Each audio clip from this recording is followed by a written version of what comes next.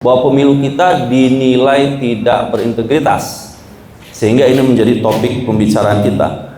Bagaimana kita bisa berharap dari pemilu yang dinilai tidak berintegritas itu bisa menghasilkan para wakil rakyat yang juga bisa menghasilkan bahwa sejak pemilu 2014, 2019 sampai 2024 seluruh komponen integritas pemilu di Indonesia itu mengalami penurunan. Dan yang paling parah itu adalah justru di pemilu 2024.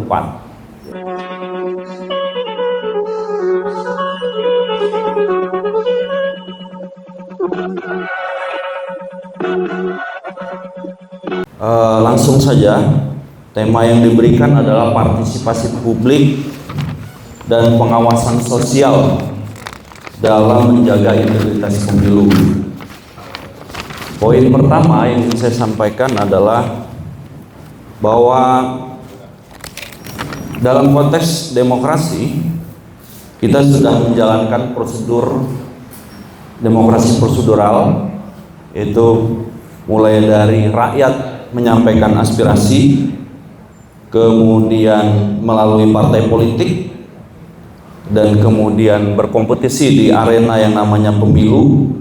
Dari situ kemudian melahirkan para wakil rakyat yang duduk di parlemen maupun di eksekutif, dan dari situ kemudian melahirkan pemerintahan yang memproduksi kebijakan-kebijakan dalam rangka untuk kesejahteraan masyarakat.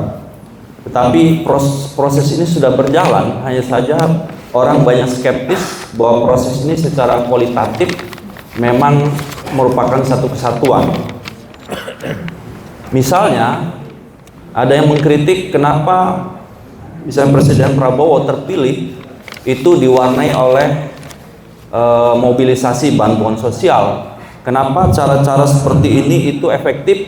Karena struktur atau konfigurasi rakyat kita yang paling besar adalah masyarakat yang tingkat pendidikannya rendah. Sehingga pada kotak pertama sebenarnya kita juga menghadapi tantangan dan problematika untuk menghadirkan pemilih-pemilih yang berkualitas, yang berdaulat, yang rasional misalnya. Ini problem. Kemudian di tingkat partai politik kita juga menghadapi problem. Bahkan di tengah carut-marutnya politik kita, demokrasi kita, salah satu pihak yang dipersalahkan itu adalah partai politik. Ya, itu yang jadi problem. Kemudian kita lihat lagi pemilu pada hari ini, pada sore hari ini kita juga membahas hal yang sama, bahwa pemilu kita dinilai tidak berintegritas, sehingga ini menjadi topik pembicaraan kita. Bagaimana kita bisa berharap dari pemilu yang dinilai tidak berintegritas itu bisa menghasilkan para wakil rakyat yang juga bisa menghasilkan kebijakan-kebijakan publik yang pro terhadap kepentingan masyarakat. Dan pada akhirnya nanti yang akan jadi korban adalah masyarakat itu sendiri ketika kita dihadapkan pada satu kebijakan-kebijakan yang tidak populis misalnya. Saya mencoba, karena ini stressingnya pada persoalan pengawasan, partisipasi publik dan pengawasan, saya coba mencari data apakah benar pemilu di Indonesia itu tidak berintegritas. Saya coba men-tracking data dan kita cari penilaian jangan dari dalam ya. Kalau dari dalam biasanya agak bias. Ya, agak ada ewo pakewo biasanya kalau mau menyajikan data yang apa adanya. Saya cari data dari lembaga internasional yang menilai penyelenggaraan pemilu di seluruh negara di dunia. Salah satu yang merilis adalah persepsi integritas pemilu dari Electoral Integrity Project untuk pemilu di seluruh dunia, salah satu di Indonesia selama 3 tahun terakhir. Dari data ini, Bapak Ibu sekalian, terlihat bahwa sejak pemilu 2014, 2019 sampai 2024 seluruh komponen integritas pemilu di Indonesia itu mengalami penurunan. Dan yang paling parah itu adalah justru di pemilu 2024, ya, pemilu terakhir. Ya. Yang paling baik ini memang di 2014. Jadi seluruh komponen pemilu yang berintegritas kita mengalami penurunan. Termasuk di dalam hal ini adalah partisipasi publik. Karena ternyata salah satu komponen yang dinilai di dalam pemilu yang berintegritas itu adalah seberapa maksimal kinerja partisipasi publik. Dan secara data statistiknya ini termasuk di partisipasi publik, angkanya pun terus menurun. Dari ini skornya dari 0 sampai 100 ya.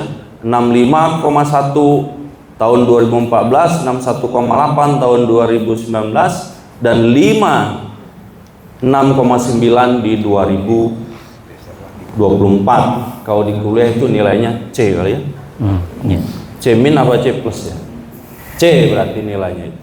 Jadi kalau melihat data ini Bapak Ibu sekalian, artinya memang ada persoalan serius di demokrasi kita, di praktek penyelenggaraan pemilu di Indonesia ini kalau mengikuti parameter dari lembaga internasional ini. Padahal secara konsepsi, secara idealitas kita menginginkan seluruh komponen-komponen dari sebuah pemilu yang berintegritas itu bisa bekerja secara maksimal. Misalnya kita menginginkan, misalnya slide berikutnya, bahwa elemen-elemen dalam konteks pemilu yang berintegritas, misalnya kontestasi yang fair itu bisa dihadirkan secara maksimal. Tentu kita ingat di dalam penyelenggaraan Pilpres, kontestasi ini agak tercederai dengan kasus mahkamah keluarga ya. Ya, itu. Nah, itu problemnya. Itu jadi catatan serius. Kemudian dalam aspek deliberasi, apakah di dalam proses kontestasi, di dalam proses demokrasi di Indonesia itu terjadi sebuah diskursus yang cukup mendalam dengan rakyat bicara tentang soal visi dan misi, program, agenda dan sebagainya. Ini pun sepertinya belum berjalan secara maksimal. Kemudian dalam konteks partisipasi juga begitu, kita bisa ingat bahwa partisipasi kita di Indonesia cenderungnya adalah dimobilisasi. Kemudian menyangkut soal peradilan pemilu, pengadilan pemilu, ini juga angkanya juga terus menurun. Bahkan ini jadi PR dari teman-teman Fakultas Hukum ya, karena angkanya paling rendah dari semua komponen itu, yaitu di angka berapa ini? 54,2 dari 0 sampai 100. Kayaknya C- juga nih ya. C- juga gitu. Ini data-data yang saya dapatkan untuk menggambarkan pemilu kita yang memang bermasalah secara integritas. Dan tentu kita ingin bahwa ke depan bagaimana demokrasi kita ini bisa semakin berintegritas, pemilu yang berintegritas, sehingga bisa menghasilkan demokrasi yang berkualitas.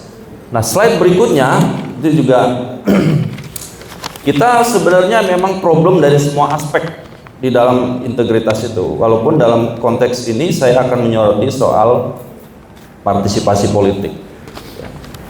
Itu saya kasih tanda silang semua ya, memang problem soal diskursus kebijakan, equality di dalam kontestasi, kemudian equality di dalam participation, kemudian electoral management delivery dalam hari ini penyelenggara pemilu juga banyak mendapat sorotan, termasuk soal aturan main ya. Ini semuanya sebenarnya kodenya warning. Wajar kalau kita mendapatkan predikat bahwa pemilu di Indonesia 3 tahun periode pemilu itu cenderung menurun ya. Dan yang lebih parah ini adalah di 2024. Slide berikutnya kita melihat kalau angka statistik yang dirilis oleh pemerintah, oleh KPU dan sebagainya, dan prakteknya memang presentasi partisipasi politik kita itu tinggi ya, angkanya bisa 80%, 70% gitu ya, itu tinggi semua. Tapi setelah kita tracking lebih jauh, pada slide berikutnya bisa dilihat bahwa mayoritas, slide berikutnya itu terlihat bahwa partisipasi politik masyarakat itu lebih banyak pada saat mereka datang untuk memberikan suara. Tetapi masih sangat minim kalau kita melihat bagaimana partisipasi politik warga di dalam menjaga, di dalam mengawal demokrasi, dan lebih khusus lagi adalah bagaimana partisipasi di dalam mengawal penyelenggaraan pemilu yang berintegritas. Ini yang masih jadi PR, bagaimana ke depan agar kita bisa menghadirkan kembali ya pemilu di seluruh elemennya itu angkanya semakin baik, sehingga kita bisa punya harapan menghadirkan pemilu yang berintegritas. Bagaimana mendorong dari partisipasi politik yang sifatnya dimobilisasi itu menjadi partisipasi politik yang sifatnya kolaboratif. Ya.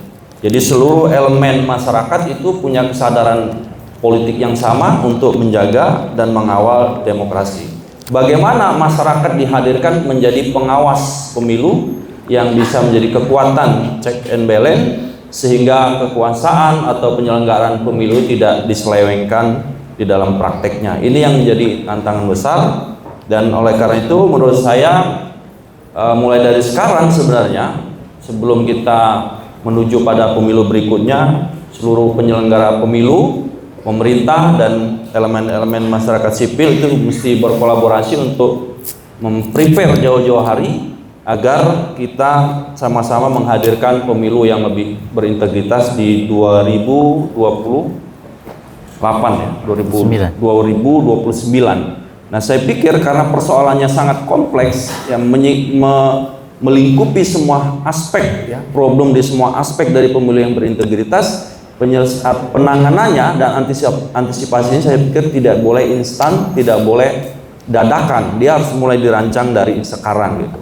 Nah, saya pikir perguruan tinggi menjadi salah satu mitra yang strategis dengan program misalnya pengabdian pada masyarakat, dengan mahasiswa magang, kuliah kerja nyata, itu bisa digunakan untuk menjadi mitra strategis merancang pemilu ke depan yang lebih berkualitas. Ditambah lagi sekarang dengan era digitalisasi, bahwa pengawasan yang difasilitasi dengan penggunaan teknologi itu juga akan semakin efektif. Karena kita tahu banyak sekali perubahan-perubahan kebijakan di Republik ini hasil dari partisipasi masyarakat secara online. Yang paling viral adalah ketika masyarakat memprotes terhadap strobo ya. Strobo atau sirine ya, itu hanya disampaikan melalui viral di media sosial, lahirlah kebijakan pelarangan penggunaan itu. Itu luar biasanya partisipasi melalui online, dan banyak sekali perubahan-perubahan kebijakan yang dihasilkan dari penggunaan media sosial gitu. Walaupun ada kelemahannya penggunaan media sosial ini, Bapak sekalian, tingkat sustainability-nya itu sangat rendah. Dia viral sesaat tapi gampang hilang juga. Tapi secara praktis ini banyak bermanfaat merubah kebijakan-kebijakan di negeri ini gitu. Pengawasan ini menjadi penting, walaupun tadi kata Pak Jul ini capek juga bicara pengawasan karena dalam prakteknya banyak juga lemah, sampai KPK itu rilis OTT, dua kepala daerah terakhir itu selalu stressingnya adalah pengawasan, perbaikan pengawasan. Itu menandakan bahwa pengawasan di berbagai sektor instansi pemerintah itu memang mengalami kelemahan. Di internal lemah, di eksternal juga lemah. Tetapi tanpa ada pengawasan, maka peluang untuk penyelewengan itu juga akan semakin besar. Sehingga ke depan bagaimana terus menjaga pihak-pihak dari masyarakat untuk mengawasi pemilu, meningkatkan bahkan memperluas aktor-aktor yang terlibat di dalam pengawasan pemilu, termasuk penggunaan teknologi di dalam mengawasi penyelenggaraan. Tidak hanya sekedar pada saat hari H, tapi dari sekarang pengawasan itu harus sudah mulai dijalankan, digerakkan oleh seluruh elemen masyarakat sipil yang pro terhadap demokrasi, pro terhadap pemilu yang berintegritas. Salah satu pakemnya adalah kolaborasi pengawasan penyelenggaraan pemilu. Ini harus ditingkatkan dan dimaksimalkan di pemilu berikutnya. Ini kira-kira poin yang bisa saya sampaikan, bahwa yang pertama, secara faktual kita menghadapi problem pemilu yang berintegritas, kemudian komponen-komponen pemilu berintegritas kita lemah semua, dan ini membutuhkan pengawasan yang juga ekstra luar biasa, kolaborasi dan juga dengan memanfaatkan teknologi. Demikian Bapak Ibu sekalian yang bisa saya sampaikan, mudah-mudahan bermanfaat untuk perbaikan demokrasi kita ke depan. Terima kasih. Assalamualaikum warahmatullahi wabarakatuh. Waalaikumsalam.